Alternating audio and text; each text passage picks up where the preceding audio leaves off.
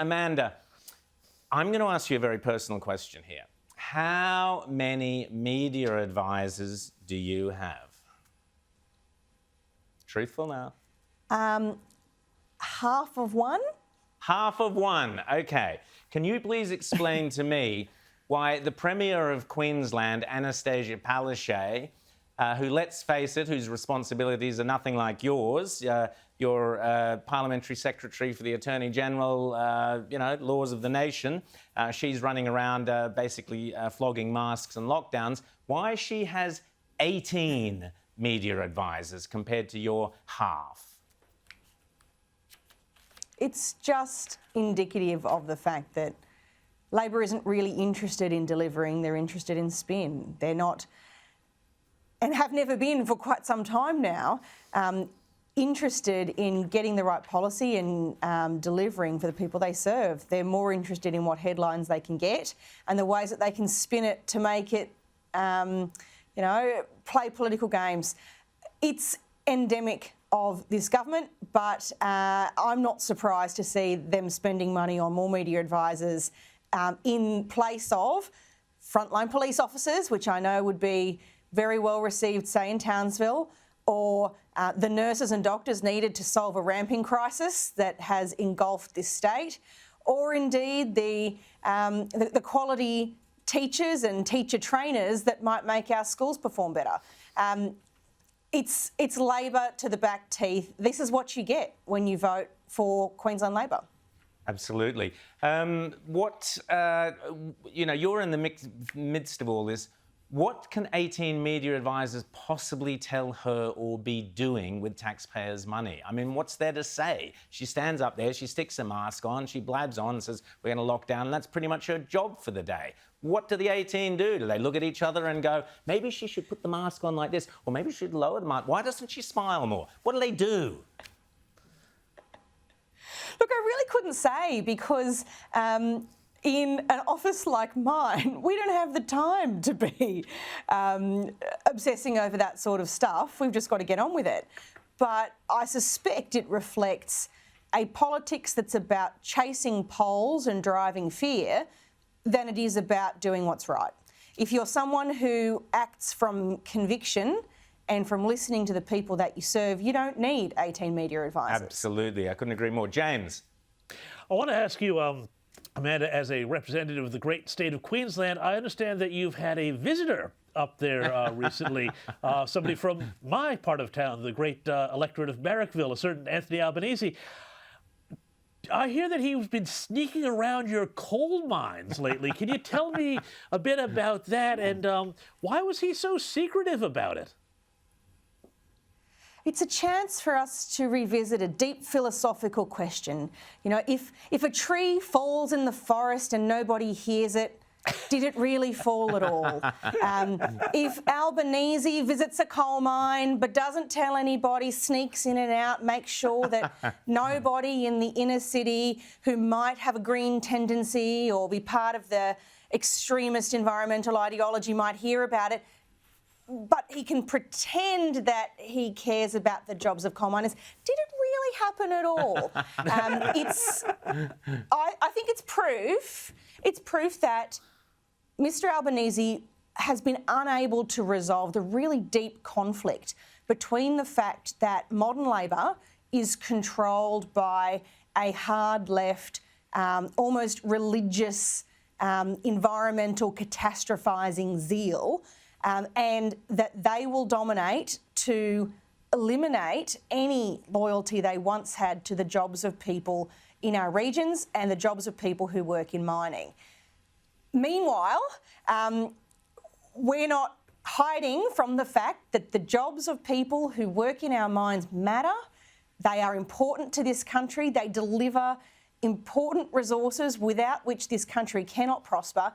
And we are doing things like making it easier for, say, coal miners to get a practical long service leave portable program that doesn't have any bugs in it and means that they can have confidence that they'll have, their work entitlements. These are things that Labor once fought for.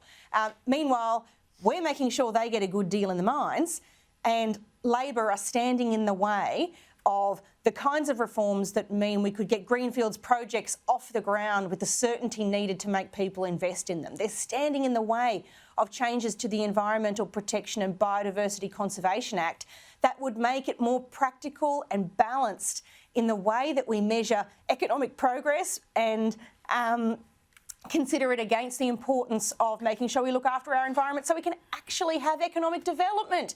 But no, Labor stands in the way like they do all the time. Wash your mouth out. Economic development, Amanda Stoker. Honestly, Labor wouldn't want to hear that. Rita. Well, I take everything you've said there, but it is, you would have to admit, a very clever strategy from Anthony Albanese to be going to these regional areas, a lot of them marginal seats, and having a presence there, getting some coverage in the local media and showing the people there that he cares about them and is in tune with what they care about. Don't you think this is actually very much a grassroots campaign that is pretty clever and normally pretty effective? Well, it's taken more than 700 days, just about 2 years, for him to set foot in these communities. And I don't think the people of Central Queensland, for instance, are going to be treated like mugs. They're smart. They know what matters to their communities. They know what's needed for their jobs to be ones that still exist well into the future. And the hard green ideology that they push is anathema to the security of the jobs that these regions depend on. Amanda, I want to ask you briefly about the war on Christianity. Now, we've seen Mark McGowan, the WA Premier, last week basically preventing Australian Christian movement from having a get-together at one of the state-owned West Australian stadiums. He's backed down on that because there was such an outcry. But how dangerous is this when you get Labor premiers with so much power decide that they will decide what the people can listen to, what point of views the people can hear, who the people can go and see? How dangerous is this? Well, it's enormously dangerous because the idea that taxpayer-funded infrastructure paid for by people with a really wide range of political beliefs should find that they can only use those facilities if they sign up 100% to the Labor policy platform and belief set is pretty darn disturbing. It tells us, though, that freedom of speech, the freedom of conscience and freedom of belief that is core to whether or not we are, free individuals at all, isn't something we can take for granted. There are real threats to it. They encroach gently or incrementally, like a frog in a pot of water where the temperature increases gradually.